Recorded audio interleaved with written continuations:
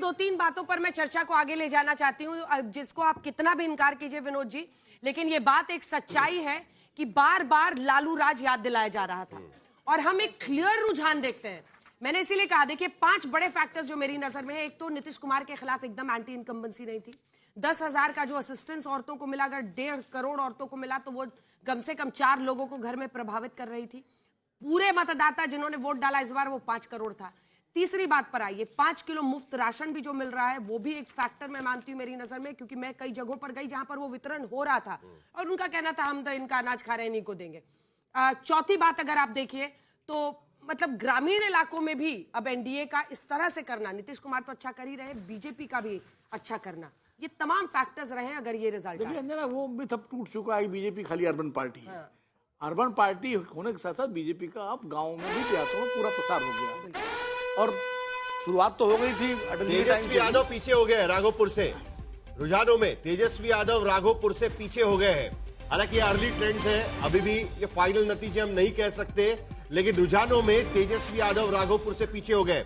Counting की शुरुआत से लगातार राघोपुर की सीट पर तेजस्वी यादव आगे चल रहे थे और उसके साथ साथ आज की स्थिति आरजेडी 33 सीटों पर आगे चल रही है। लेकिन लालू परिवार की सबसे सेफ पारंपरिक सीट मानी जाती है और अगर तेजस कभी हारे नहीं है और अभी थोड़ा इंतजार करना होगा, मुझे लगता है बहुत शुरुआती 2-3 राउंड की काउंटिंग हुई है, थोड़ा इंतजार करते हैं, लेकिन अभी रुझानों के मुताबिक वो पीछे चल रहे हैं। लेकिन एनडीए बढ़ते 1273 वोट से आगे है।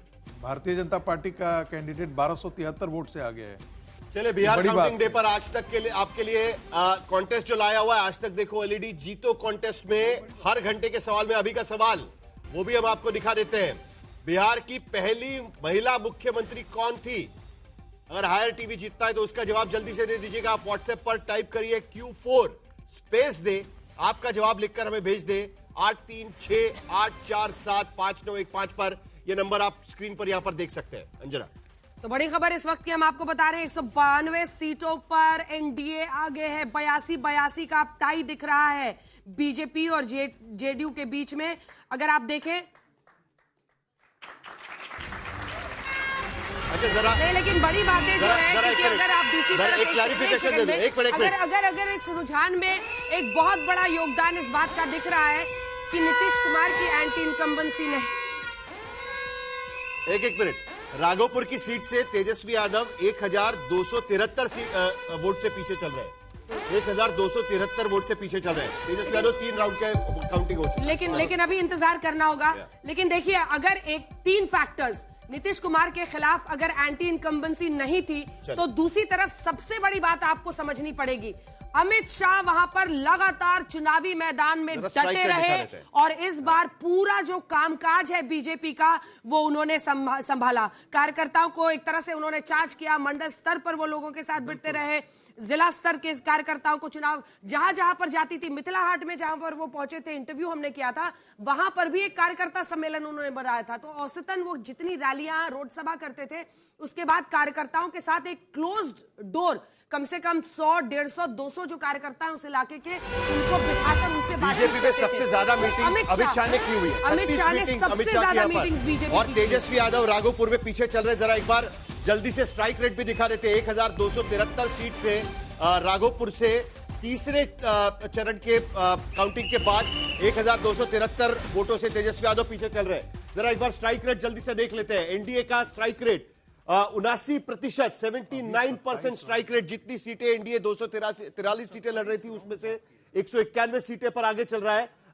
महागठबंधन 48% का स्ट्राइक रेट, 48 सीटों पर आगे चल रहा है, 20% स्ट्राइक रेट। और उसके साथ साथ बाकी जो अन्य दल है उनका भी स्ट्राइक रेट आप यहां पर देख सकते हैं कि 2% का स्ट्राइक रेट यहां पर दिखाई दे रहा है। जरा एक बार जल्दी से हम यह भी दिखा देते हैं कि किस तरीके से अलग अलग इलाकों में कौन सा गठबंधन किस तरीके से कर रहा है। 2 सबसे बड़े इलाके मिथिलांचल में एनडीए बंपर जीत की तरफ 49 सीटों पर इस वक्त आगे चल रहा है। 15 सीटों का फायदा, महागठबंधन 15 सीटों का नुकसान, 9 सीटों पर चल रहा है। दूसरा सबसे बड़ा इलाका 61 सीट वाला पाटलिपुत्र मगध का इलाका, यहां पर भी हम देखिए 46 सीट पर 18 सीटों का फायदा एनडीए को, महागठबंधन को 17 सीटों का नुकसान 14 पर यहां पर नजर आ रहा है। लेकिन उसके साथ साथ सीधी टक्कर में भी देख लीजिएगा, जेडीयू वर्सेस आरजेडी के टक्कर में हम देखिए 51 सीटों पर यह टक्कर हो रही है।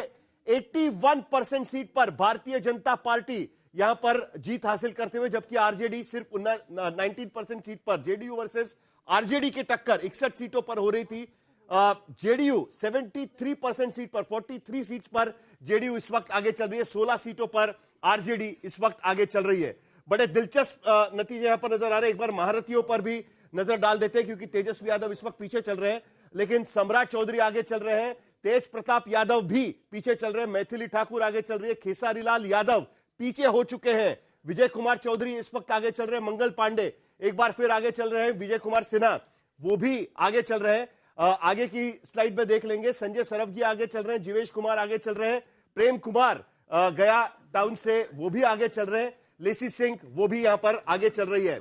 आखिरी स्लाइड एक बार देख लें, मनीष कश्यप पीछे चल रहे हैं, श्रेयसी सिंह आगे चल रही है, दीपा कुमारी भी आगे चल रही है।